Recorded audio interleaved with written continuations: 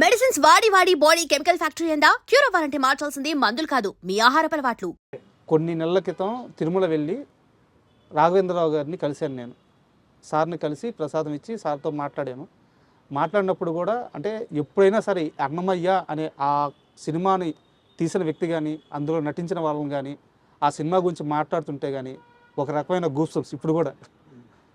ఆ సినిమాని ఇప్పుడు రిలీజ్ చేస్తే చూడాలని కొన్ని కోట్ల మంది ఎదురు చూస్తున్నారు సార్. ఎప్పుడు ఉంటుంది? Annamayya cannot be redone sir, but can be rereleased. Yes, ఎందుకంటే అన్నమయ్య చేసినప్పుడు ప్రతి ఒక్కరు దాంట్లో ఒక గుడికి వెళ్తే మాల వేసుకొని ఎలా ఉంటారో ఆ విధంగా అందరూ ఉన్నారు సార్. భయం భక్తితో ఉన్నారు, అందరూ చాలా నిష్టగా చేశారు. నేను ఒకడనే కాదు, అందరూ. డైరెక్టర్ రాఘవేంద్ర గారు అయితే హ్యాట్స్ ఆఫ్. ఆయన ఎర్లీ మార్నింగ్ లేవడం రావడం, ఆ ఒక డిగ్నిటీ మెయింటైన్ చేయడం. Annamayya cannot be remade sir, it can be only retelecasted. అదే సార్. ఇప్పుడు అది డిజిటల్గా మళ్ళీ కరెక్షన్స్ చేసి మళ్ళీ అది చేయాలి. ఆ రాఘవేంద్ర గారే చెయ్యాలి, ఆయన చేతిలో ఉంది. అది రావాలి, మళ్ళీ మళ్ళీ ఒక రౌండ్ అది తిరగాలి అనేది నా కోరిక. అంటే మీ నోటి ద్వారా వస్తే చాలా ఈజీగా పని అయిపోద్ది. వెంకటేశ్వర స్వామి గారికి మనం మెసేజ్ పెట్టాలి. ఆ వెంకటేశ్వర స్వామి దాన్ని మళ్ళీ రీరిలీజ్ చేసి, అంటే ఇప్పుడున్న డిజిటల్ కరెక్షన్స్తో, డిజిటల్ సౌండ్స్తో వాటితో చేసి, అంటే టాల్బీ సిస్టమ్ ఇలాంటివన్నీ బాగా ఇప్పుడు చేంజ్ అయింది కదా, ఆ లెవెల్లో దాన్ని చేస్తే నిజంగా చాలా గొప్ప విషయం, చాలా గొప్ప సినిమా అవుతుంది. అండ్ అది ఆయన రాఘవేంద్ర గారే దాన్ని చెయ్యాలి. మేమందరం వెయిటింగ్ సార్ ఆ సినిమా. నేను జీవితంలో ఎంతోమంది డైరెక్టర్స్తో వర్క్ చేశాను. రాఘవేంద్ర గారితో నేను కమర్షియల్ సినిమా చేయాలని చెప్పి అనుకున్నాను, అవకాశం రాలా. నాకు మార్కెట్ ఉన్నప్పుడు ఆయన బిజీ, నాకు ఆయనకి ఖాళీ చేద్దామన్నప్పుడు నాకు మార్కెట్ కొంచెం అప్ అండ్ డౌన్. ఆయనంతా ఒక సిస్టమ్ నీకు వదిలేశాను, తర్వాత చూద్దాను. కానీ భగవంతుడు ఏం చేశాడు, అద్భుతం. అదంతా వద్దురా నీకు, అంతకన్నా బెటర్ ఇస్తాను నేను రాఘవేంద్రరావుతో, ఉండని చెప్పి ఇది ఆయన చేతులతో నన్ను చేశారు. ఆ సినిమాలో అంత గొప్ప పేరు, ఆ సినిమాలో ఆ లుక్, ఆ సినిమా ఆ ఫీలింగ్ అది వచ్చిందంటే డైరెక్టర్ రాఘవేంద్ర గారు, ఎంటైర్ టెక్నీషియన్స్ అండి, అందరికీ వందనాలు. అలాగే అవకాశం ఇచ్చిన నాగార్జున గారికి, మోహన్ బాబు గారికి, అందరికీ నేను వందనాలు నేను చేస్తాను సార్. ఇందాక శోభన్ బాబు గారి ప్రస్తావన వచ్చింది కాబట్టి ఒక క్వశ్చన్ సార్. శోభన్ బాబు గారు ఇన్వెస్ట్మెంట్స్ విషయంలో ఇండస్ట్రీలో చాలామందికి ఒక మార్గనిర్దేశం చేశారు. ఆయన మాట విని లైఫ్లో బాగా సెటిల్ అయిన వాళ్ళు చాలామంది ఉన్నారు అని చెప్తారనమాట. మీరు మీ లైఫ్లో ఇన్వెస్ట్మెంట్స్ ఎలా చేశారు? ఈరోజు మీ ఫైనాన్షియల్ పొజిషన్ ఎలా ఉంది? నేను అప్పట్లో నాకు అంత సీరియస్గా నేను అంటే ఈ మల్టిప్లికేషన్ తర్వాత ఇవన్నీ నేను చేయలే సార్. సో నేను మీకు చెప్పాను కూడా, నేను డబ్బు విషయంలో ఏంటంటే ఇండస్ట్రీలో ఉండాలి తప్ప డిమాండ్, సినిమా ఆపేయడం, లేకపోతే అది చేయడం ఇది చేయడం అవన్నీ నేను చేయలే. కొన్ని లాస్ట్ మినిట్లో కొన్ని ప్రొడ్యూసర్స్ నాకు ఇవ్వలేదు, అది పోలేదు. సో ఫైనాన్షియల్గా చెప్పాలంటే నేను పెద్ద సౌండ్ నేను చెప్పను, ఐఎమ్ జస్ట్ ఓకే. అసెట్స్ అనేది ఉన్నాయి, అక్కడక్కడ నాకు అసెట్స్ ఉన్నాయి. సో అంత ఫైనాన్షియల్గా ఎవరితోనో కంపేర్ చేయాలి, లేకపోతే ఆ విధంగా మనం ఒక ఇది ఉందని చెప్పి మట్టుకి నేను చెప్పను. బట్ సోహన్ బాబు గారు ఆయన అడ్వైస్ ఇవ్వడం ఇచ్చారు, బట్ ఆయన ఇచ్చిన అడ్వైస్ అందరికీ అది కుదరలే. ఎందుకంటే నాకు చేశాను దోషి నిర్దోషి సినిమాలో. సో చెప్పినాడు కూర్చో, ఆయన డాటర్ మా మదర్ స్టూడెంట్, ఓకే, మృదుల అని చెప్పి మా మదర్ స్టూడెంట్. సో దోషి నిర్దోషి సినిమాలో నాకు ఫస్ట్ పరిచయం అయ్యారు. పరిచయం అయినప్పుడు ఆయనకి ఎల్ఐసి పాలసీస్ అన్ని బాగా చేసేవారు అన్నమాట. అప్పట్లో అదే ఇన్వెస్ట్మెంట్, అదే బాండ్స్ ఇవన్నీ అలా అది అన్నీ ఆయనకి చెప్పేవారు. బట్ సేమ్ టైం సోహన్ బాబు గారు ఆయన లైఫ్ స్టైల్ కూడా వేరే అండి. ఆయన అన్ని branded shirts, branded shoes, branded glass, perfumes, ఇవన్నీ చాలా క్లాస్, చీప్ ఇది ఉండదు ఆయనకి. అప్పట్లో కారు కూడా ఏంటంటే ఆయన మంచి మాడిఫైడ్ కారు ఇలాంటివన్నీ ఆయనకి ఇది అంటే ఆ షోక్ ఉండేది అనమాట. ఆయన కూడా చెప్పేవారు లైఫ్లో ఇంత సేవ్ చేయాలి, ఇంత మనం ఏంటంటే స్పెండ్ చేయాలి. ఆ స్పెండింగ్ ఎవరంటే వేరే వాళ్ళ మీద కాదు, మన మీదే చేయాలి. మనం మంచి ఆర్టిస్ట్ కాబట్టి మంచి బట్టలు, మంచి బయటికి వెళ్ళినప్పుడు మనం సినిమా షూటింగ్ బట్టలు వేరే, మన స్టైల్ ఇలా అలా ఉండాలి అని చెప్పేవారు. పర్ఫ్యూమ్స్ అన్నీ ఆయన దగ్గర బాగా నాకు చెప్పేవాడు. ఆయన పర్ఫ్యూమ్స్, ఏమేమి పర్ఫ్యూమ్స్, గ్లాసెస్, ఎస్పెషలీ ఆయన గ్లాసెస్ పిచ్చి బాగా ఉండేది. సో అట్లా ఆ లైఫ్ కూడా ఎంజాయ్ చేశాను, ఈ లైఫ్ కూడా ఎంజాయ్ చేశానండి. ఆ బ్యాలెన్స్ కూడా పర్ఫెక్ట్ లైఫ్. పర్ఫెక్ట్ లైఫ్ ఎక్కడ చెప్తున్నానంటే, ఫ్యామిలీని ఆయన ఎప్పుడు సినిమా ఫీల్డ్కి తీసుకురాలి సార్. ఫ్యామిలీగానే ఉండేది. ఆయన మట్టుకు వచ్చి సినిమాకి వచ్చేసి మళ్ళీ వెళ్ళిపోయేవాడు. సోహన్ బాబు ఫ్యామిలీని ఎక్కడన్నా మీరు సినిమాలు చూసారా? లేదు సార్, ఉండదు. ఫ్యామిలీ మొన్న రీసెంట్గా ఆయన మనవడు డాక్టర్ అయ్యి బయటకు వచ్చారు. బయటకు వచ్చాడు. లేకపోతే ఫ్యామిలీ ఎప్పుడు బయటకు రా, కొడుకు కానీ కూతురు కానీ ఎవరు రాలేదు. హీరో సుమన్ గారు కూడా ఈ విషయంలో సోన్ బాబు గారిని ఫాలో అవుతున్నారు. 100% సార్. ఫ్యామిలీగానే ఉంటుంది. పని అంటే పని అంటే ప్రోగ్రాము, ఫంక్షన్. ఎందుకంటే ఆ ఫ్యామిలీ లైఫ్ అనేది డిస్టర్బ్ అవ్వకూడదు. అండ్ సుమన్ గారిని ఇంటర్వ్యూ చేసేటప్పుడు ఇద్దరు వ్యక్తుల పేర్లు తీయకుండా ఆ ఇంటర్వ్యూ కానీ ముగిస్తే అది చాలా పెద్ద పాపం అవుతుంది. ఒకరు డైరెక్టర్ శరత్ గారు అండ్ ఇంకొకరు కృష్ణరాజు గారు.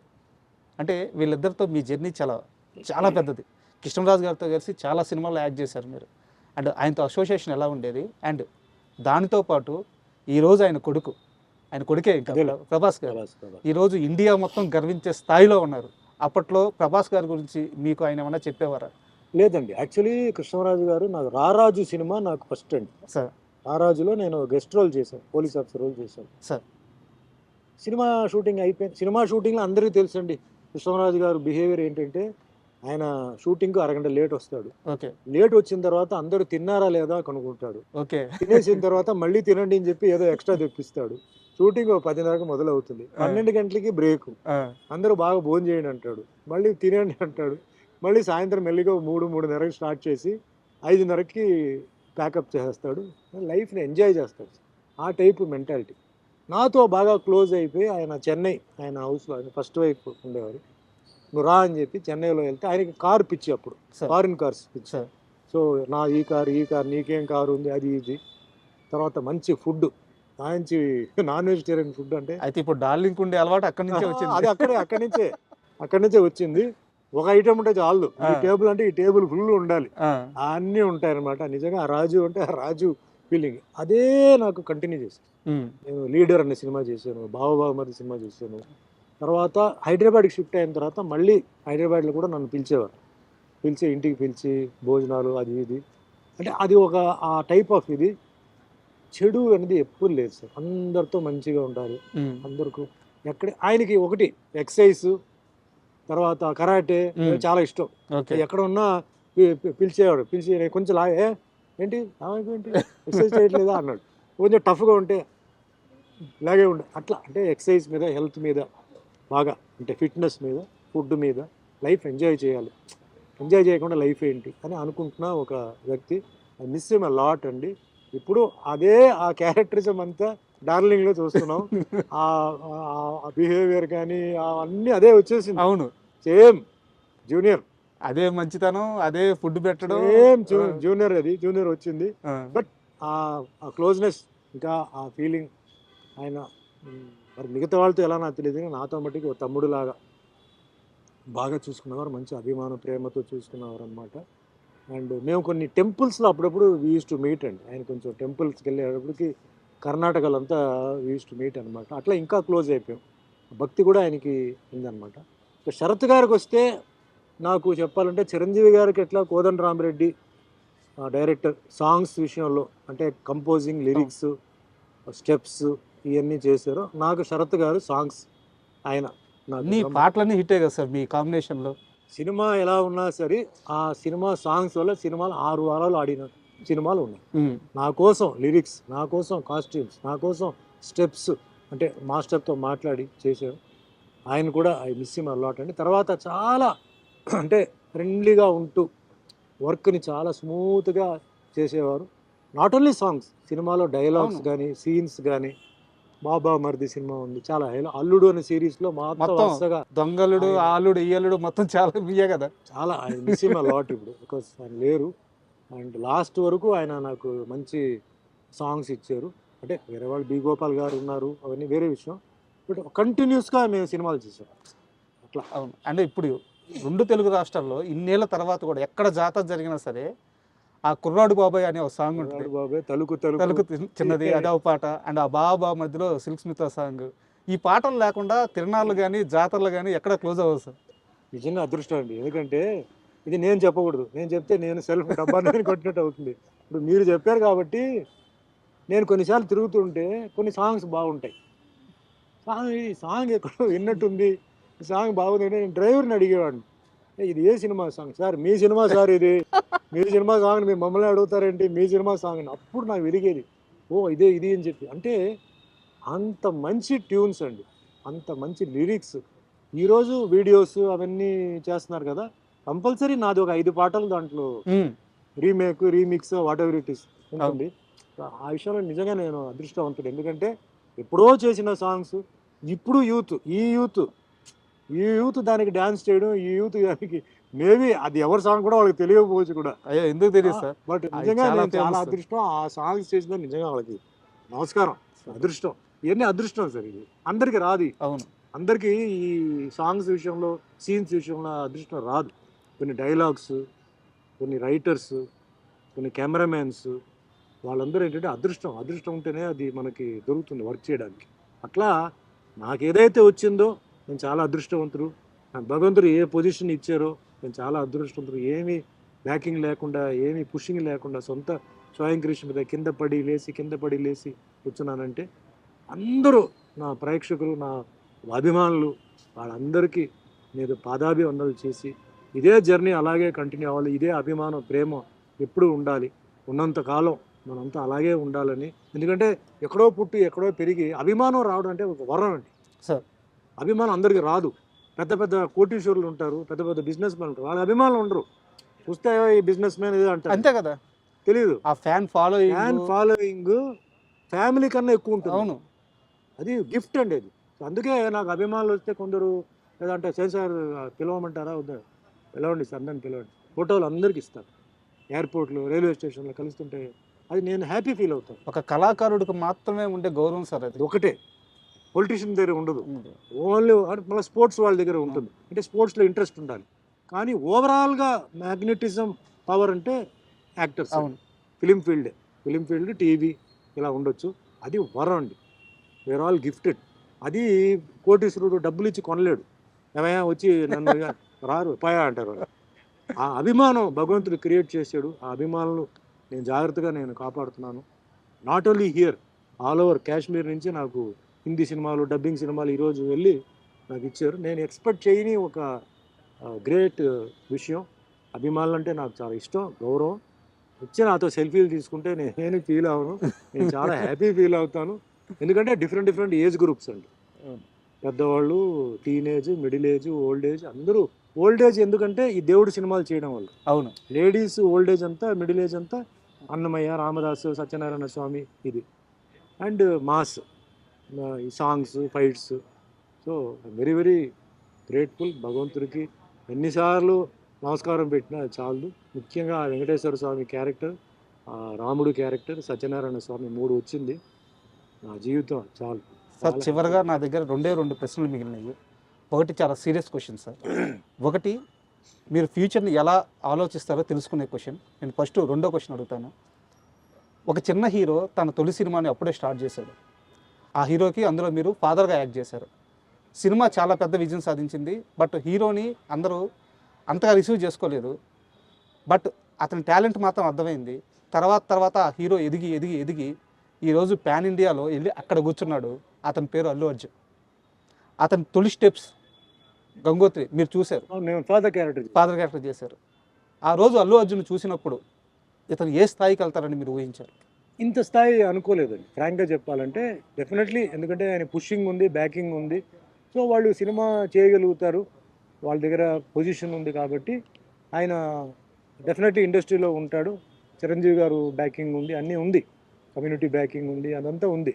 బట్ ఈరోజు ఈ లెవెల్కి సినిమా ఇండస్ట్రీ ఈ లెవెల్కి వెళ్తుంది అంటే ఓ పాన్ ఇండియా వెళ్తుంది, అప్పుడు ఎవరు ఊహించరా. పాన్ ఇండియా లెవెల్లో ఆ సినిమా అంత హిట్ అవుతుంది, అంత క్రేజ్ వస్తుంది అనేది కూడా నేను ఊహించలేదు. It's a matter of time అన్న, వెరీ పవర్ఫుల్ టైం ఆయనకి. ఆ టైం రావడంతో ఆయన వెళ్ళాడు. దాంట్లో నాకు ఒక చిన్న సంతోషం ఏంటంటే, నేను కదా ఫస్ట్ ఫాదర్గా చేసింది. ఇప్పుడు టీచర్లు ఉంటారు సార్, టీచర్ల దగ్గర వాళ్ళు ఏం ఆశించరు. అవును, మనం అంతా మంచి లెవెల్కి వెళ్ళిపోతే వాళ్ళు పక్కన మన వాళ్ళకి ఏం చెప్తారు తెలుసా, నా దగ్గర చదివిన కుర్రాడి, నేనే నేర్పించాను. అట్లా అల్లు అర్జున్ ఫస్ట్ నేనే ఫాదర్. అట్లా నాకు ఒక సంతోషం. సో ఆయన ఇంకా ఉన్నత స్థాయికి ఎదగాలి, భగవంతుడు ఆయనకి మంచి పొజిషన్కి ఇవ్వాలి. అండ్ ఇంకా ఆర్టిస్ట్గా ఇంకా మంచి ఆయన డిస్కవరీస్ చేసుకొని వెరైటీ హాలీవుడ్ ఏంటి బాలీవుడ్ లెవెల్ కూడా ఆయన వెళ్ళాలి. బాలీవుడ్, హాలీవుడ్ అన్నీ చేయాలని మనస్ఫూర్తిగా ఎందుకంటే ఇది నాకు హ్యాపీ నాకు. ఈ మధ్య కాలంలో నేను రాజకీయాల జోలికి వెళ్ళట్లేదు సార్, రాజకీయ ప్రస్తావన నాకు అనవసరం. చిరంజీవి బాలకృష్ణ గారి మధ్య ఒక ఇష్యూ జరిగింది.